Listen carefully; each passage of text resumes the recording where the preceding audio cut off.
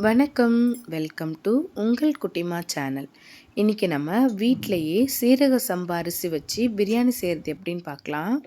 அதுக்கு நான் குக்கர் வச்சு ஒரு 4 டேபிள் ஸ்பூன் ஆயில் விட்டுருக்கேன். கூடவே 1 ஸ்பூன் நெய் போட்டிருக்கேன். போட்டதும் கொஞ்சமாக சோம்பு, ஒரு பட்டை, ஒரு பிரிஞ்சி இலை, ஒரு 3 கிராம்பு, 2 லவங்கம் இதெல்லாம் போட்டுட்டு நல்லா நம்ம எண்ணெயில் ஃப்ரை ஆகிற வரைக்கும் வெயிட் பண்ணணும். அதுக்கப்புறம் 2 பெரிய வெங்காயத்தை நல்லா கட் பண்ணி அதை நான் எண்ணெயில் சேர்த்துக்கிறேன். இந்த வெங்காயம் நமக்கு நல்லா வதங்கணும். இது எந்த அளவுக்கு வதங்குதோ அந்த அளவுக்கு பிரியாணியுடைய சுவை அதிகரிக்கும். அதனால் அது நம்ம நல்லா வதக்கி விட்டுக்கலாம். இப்போ பார்த்திங்கன்னா கோல்டன் ப்ரௌன் கலரில் அந்த வெங்காயம் நல்லா வதங்கி வந்துருச்சு. இதுதான் சரியான பதம். இந்த டைமில் நாம் காரத்துக்கு ஏற்ற மாதிரி 4 பச்சை மிளகா சேர்த்துக்கலாம். பச்சை மிளகா போட்ட ஒரு 2 நிமிஷத்துக்கெல்லாமே நாம் தக்காளியை சேர்த்துடணும். ஏன்னா பச்சை மிளகா ரொம்ப எண்ணெயில் வதங்கக்கூடாது, அப்போ அதனுடைய சுவை மாறிடும். அதனால் உடனே நம்ம தக்காளியை சேர்த்துடலாம். இப்போ தக்காளியும் சேர்த்து நல்லா நம்ம எண்ணெயில் வதக்கி விடணும். கொஞ்ச நேரம் தக்காளியை மூடி வேக வச்சோம்னா அது சீக்கிரமாக நமக்கு வெந்து வந்துடும். அதனால் நம்ம ஒரு மூடி எடுத்து அதை மூடி வச்சுருவோம். ஒரு 2 நிமிஷம் கழித்து எடுத்து பார்த்தோம்னா நமக்கு தக்காளி நல்லா வெந்து வந்திருக்கும். இப்போ அந்த தக்காளியை நல்லா நம்ம மசிச்சு விட்டுக்கலாம். ஏன்னா பிரியாணியில் நமக்கு அந்த தக்காளிலாம் முழுசாக இருந்தால் அது சாப்பிட நல்லா இருக்காது. அதனால நல்லா மசிச்சு விட்டுட்டு இப்போ 1 ஸ்பூன் இஞ்சி பூண்டு பேஸ்ட்டை நான் கூட சேர்த்து நல்லா கலந்து விட்டுக்கிறேன். இப்போ நல்லா எண்ணெயெல்லாம் பிரிஞ்சு வர சமயத்தில் 1/4 ஸ்பூன் பிரியாணி மசாலா, 1/4 ஸ்பூன் வெறும் மிளகாய் பொடி, 1/4 ஸ்பூன் தனியாத்தூள், ஒரு 1/4 ஸ்பூன் கரம் மசாலா தூள் இதெல்லாம் சேர்த்துட்டு நல்லா எண்ணெயிலே நான் இதையும் சேர்த்து வதக்கி விட்டுக்கிறேன். எண்ணெய் நல்லா பிரிஞ்சு வர அளவுக்கு இப்போ நம்ம இதை நல்லா வதக்கி விட்டுக்கணும். அதுக்கப்புறம் ஒரு கைப்பிடி அளவு புதினா இலை, ஒரு கைப்பிடி அளவு மல்லி இலை, இது ரெண்டுத்தையும் சேர்த்து நாம் அது கூடவே நல்லா கலந்து விட்டு வதக்கி விடலாம். இதெல்லாம் நல்லா ஃப்ரை ஆகிறது தான் உங்களுக்கு அந்த பிரியாணியோடைய பதமே. அடுத்து நம்ம உப்பு தேவையான அளவு அது கூட சேர்த்துக்கலாம்.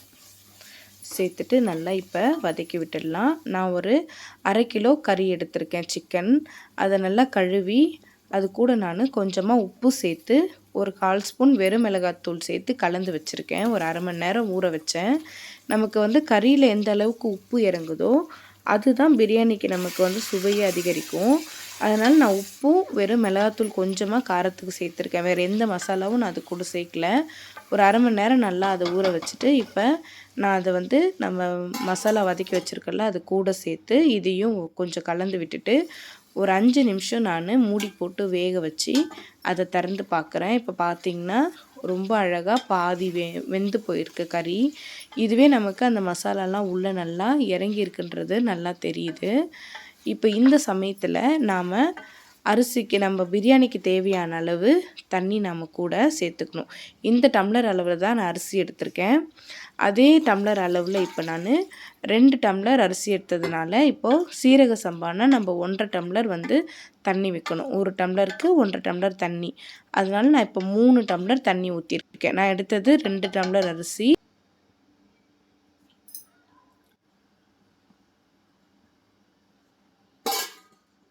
எல்லாத்தையும் கலந்து விட்டுட்டு ஒரு மூடி போட்டு நல்லா கொதிக்க விட்டுடலாம். இப்போ அரிசியை நாம் தண்ணி கொதிக்குது. இப்போ அரிசியை நாம் சேர்த்துக்கலாம். அரிசி ஒரு 1/2 மணி நேரம் ஊற வச்சு சேர்த்திங்கன்னா உங்களுக்கு ரொம்ப கரெக்டாக அந்த பதமாக வெந்து வரும். அதனால் கண்டிப்பாக 1/2 மணி நேரம் ஊற வச்சு அதுக்கப்புறம் கழுவிட்டு நீங்கள் அரிசியை பிரியாணியோட சேர்த்துக்கலாம். ஊற வைக்காமல் செய்யும்போது அரிசி உடைய ஆரம்பிச்சிரும். அதனால் நீங்கள் பிரியாணி செய்யும்போது எந்த அரிசியாக இருந்தாலும் 20 நிமிஷத்துலேருந்து 1/2 மணி நேரம் ஊற வச்சு செஞ்சிங்கன்னா அதனுடைய சுவையே வேறு மாதிரி இருக்கும். இப்போ பாருங்கள், நான் அரிசியை சேர்த்து விட்டுட்டேன். இப்போ கொஞ்சமாக நம்ம மல்லி இலை தூவி ஒரு மூடி போட்டு கொஞ்சம் நேரம் இதை நம்ம வேக விட்டுடலாம். அப்போ தான் இது நல்லா அந்த தண்ணியோடு சேர்ந்து மசாலா எல்லாம் வேகும். கொஞ்சமாக இப்போது நான் மல்லி இலை தூவி மேலே ஒரு மூடி போட்டு கொஞ்சம் நேரம் வேக விட்டுடுறேன். இப்போது நம்ம குக்கரோட மூடி போடக்கூடாது. சாதாரணமாக தான் மூடி போடுறேன்.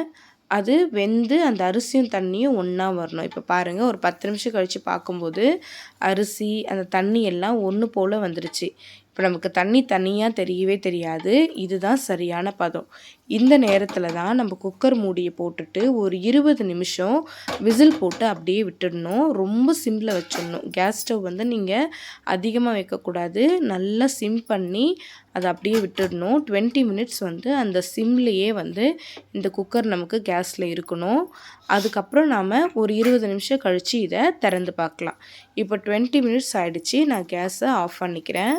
இப்போ நான் வந்து திறக்கலை. ஒரு 20 மினிட்ஸ் கழித்து தான் உங்களுக்கு திறந்து காட்ட போகிறேன். வாங்க, 20 மினிட்ஸ் ஆகிடுச்சு. நம்ம இப்போ திறந்து பார்க்கலாம். அந்த கேஸ்லாம் ஃபுல்லாக வெளியில் போனதுக்கப்புறம் தான் நம்ம இதை ஓப்பன் பண்ணி பார்க்கணும். இப்போ பார்த்திங்கன்னா பாருங்கள், அரிசிலாம் உடையாமல் ரொம்ப அருமையாக பிரியாணி ரெடி ஆகிடுச்சு நமக்கு. நம்ம வந்து இதை சரியான பதத்தோடு செஞ்சு பார்த்தோம்னா ரொம்ப ரொம்ப சுவையாக இருக்கும் இந்த பிரியாணி. நிச்சயமாக நீங்கள் எல்லோரும் ட்ரை பண்ணி பாருங்கள். கறியெலாம் ரொம்ப பஞ்சு போல் வெந்திருக்கு. ரொம்ப அருமையான சுவையில் இந்த பிரியாணி இருக்கும்.